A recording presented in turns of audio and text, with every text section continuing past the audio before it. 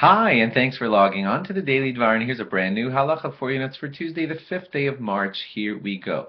I'm going to tell you a little bit early just because you have to get your plans in order, and those are basically to sell your chametz. Let's explain how that works. You're not allowed to own any of your chametz.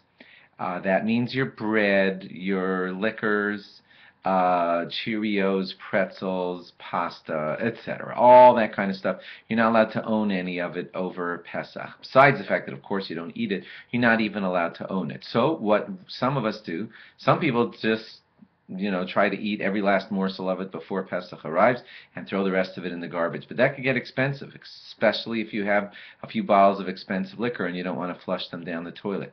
So what a lot of people allow is for you to sell that to a non-Jew.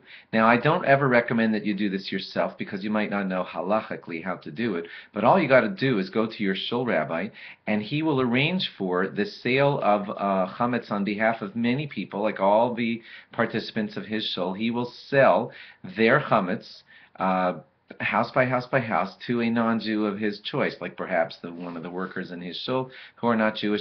And when he does that, what he's officially doing is selling all of the chametz that you own. You tell him your name, your address, where it's stored, and he puts it down on a piece of paper, and he has you make him the messenger to be the legal seller of your chametz to this non-Jew. And once that non-Jew owns your chametz over Pesach, then throughout the entire holiday, you don't own it. The non-Jew owns it. Theoretically, he could be coming in your house asking for it, but he probably won't, and that's okay. And as long as this is halachically and properly arranged by your shul rabbi, do that with your rabbi, then you don't own any of your chametz on Pesach.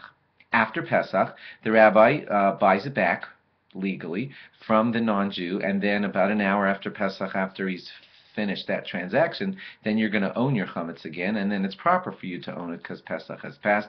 And that is a procedure that I recommend. I'm sort of telling you to start thinking about arranging it now, so you can find out which rabbi in your area does this for you, and then you will, of course, hopefully not be guilty of the sin of owning chametz over the holiday of Pesach. Thanks for logging on. Log on again tomorrow for more. Bye-bye.